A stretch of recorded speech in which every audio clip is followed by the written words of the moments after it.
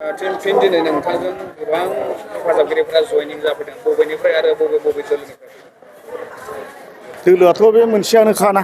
नोंसोर मिथिबाय थाखायो बिपिएफनि गोख्रों वार्कारफोर बिथांमोना माखासे साबा आंनिनो फंबायफोर एक्सपिएलटिनि गोदोनिफ्रायनो बिराद जाथिनि हारिनि खामानि मावग्राफोर बिथांमोना दिनैहाय आंजों जयनिं जाफैबाय आं बिथांमोनखौ गोसो गोरबो सिंनिफ्राय बरायनानै लाबाय आरो दिनैहाय जाफैनाया बेल' नङा सिगाङाव जोंनो गोख्रों आं जेब्लाना 2015 दारायजेनदोंमोन अब्ला बिसोरथ' सिगांनिफ्रायनो दंखायो आरो एनडिएफनि माखासे सारेन्डार ग्रुप बिथांमोना गोख्रों एकदम बन्द'निफ्राय नांनाय बिथांमोना दिनैहाय बिपिएफनि खाजोमोन दिनै आंजों फैफिनजोब्बाय माखासे आंहा पाब्लिकफोर फैदों बे न'खरनि गासै टटेल गासिबो न'खरनिफ्राय साफा फैदों गासै टटेल बंसिगाव प्राइमारि दावलिगुरि प्राइमारि आरो दावलाबारि मोनब्रैजों 116 न'खर दिनैहाय आंजों जयनिं जाफैबाय दा आसा खालामदों बिथांमोना दिनैहाय आंजों आखाइ हमफैबाय आरो फिउचाराव बिथांमोना आंखौनो मदद होनानै देरहासार खालामनायनि सार्थआव बिथांमोना आंजों दिनैहाय जयनिं लाफैदों मानो होनोब्ला बयबो हमनो हाबाय आजिखालि जुगाव नोङो रावखौबो थगायनो हाला गुबुन नेताफ्रा गोदै बाथ्रा बुंनो हागौ नाथाय बे बाथ्रा बुंनायफोरखौ दिनैहाय बयबो रायजो राजाया हमदांनो मोनबाय मानो होनोब्ला दिल्लीयावबो नों बिजेपि सरकार आसामावबो बिजेपि सरकार बिटिसियावबो बिजेपि आरो इउपिपिएल सरकार अब्ला सरकारजों थायाबालानो जोङो सरकार गैयैजों थांनानै जोंहा मा मुलाम्फा दं ओंखायनो बे बुस्थुखौनो साननानै दिनैहाय बयबो जों सरकारजों थांसिगोन आरो सिगांनिफ्रायनो जोंना मानगोनां रायजो सारा जों बयबो सिनायखायो दानि जायनाखि बनगावनि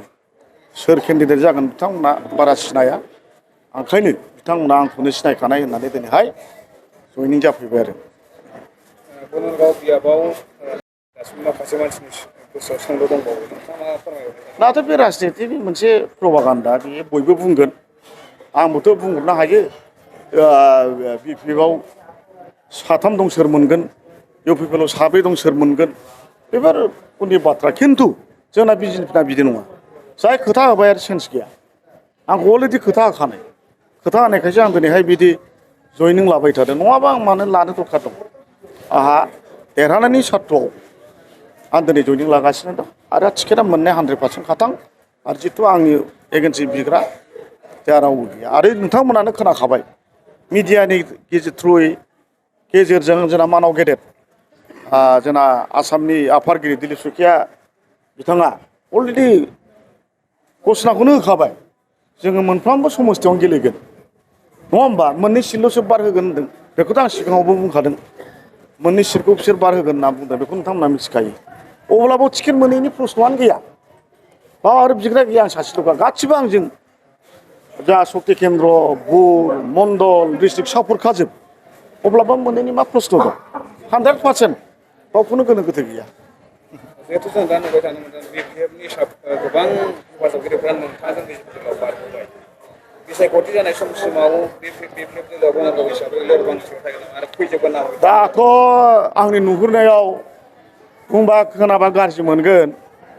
बिपिएफनिफ्राय इउपिपिएलआसो एसे गोरासिन दा बनरगाव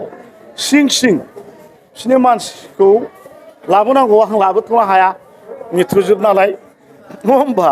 लाबोबाथाय जागोन ना फैग्रा बिसोरनाबो मेला दं आं लाबोआसो जिखुनु जाया मोनफ्रोमबो पार्टिया गोरायैनो बिपिएफआ इउपिपिएलआनो बनरगाव हिसाबै आरो गोदोनिफ्रायनो दानिल' नङा स्टार्टिंनिफ्रायनो 2005 नारा नाथायैसो देरहाबोखानाय जायगा बियो नङा होमबा दा नारा नाथाय दा मानसिफ्रा बुंलायदों आरोखि दे बिपिएफआ 20 बोसोर बनरगाव देरहाखांबाय दा इउपिपिएलआबो 5 बोसोर सरकार दाखाबाय बे बिजेपिखौनो होनायनानै नायनोसै होननानै रायजोफ्रा बुङो दा बेफोरखौ लानानै आं 100% आसा दं आरोखि देरहागोन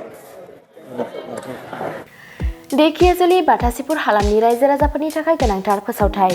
देखियाजुलि बाथासिपुर हालामनि आबि सेन्टार साखाथियाव थानाय बर' बिजोंनि फरायसालि दानसोरां एकाडेमियाव 2025-2026 बोसोरनि थाखाय गोदानै फरायसाफोरनि मुं थिसननाया सोलिगासिनो दङ।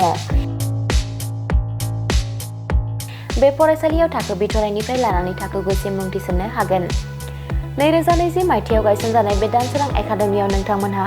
नांगौ रोखोमनि फोरोंथायनि खाबुफोरखौ मोननो हागोन। जेरै फराफारि फोरोंनायनि अनगायैबो कम्पिउटार सोलोंनाय, गेलेनाय, आलादा थाखो फोरोंनाय जेरै इंराजि आरो हिन्दी आयदानि सायावबो जर'खायै फोरोंथाय होनाय जायो। बेनि अनगायैबो हौवासा आरो हिन्जावसाफोरनि थाखाय आलादा हस्टेल थानायनिबो खाबु दङ। बेजों लोगोसेनो फरायनायाव उन जानानै थानाय एबा गोसोआव लाखिनो हायै फरायसाफोरखौ आलादायै फोरोंनायनिबो खाबु होनाय जादों। मख'नो गोनांदि बिथराइ थाखोनि मुं थिसननायखौ बेसेन लायालासे थिसननाय जादों।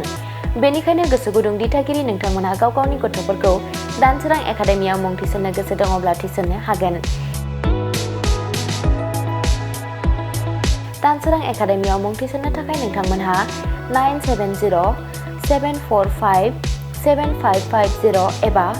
88764802118 जानबुं अनजिमायाव फोनांजाब खालामनानै सुलाद लानो हागोन।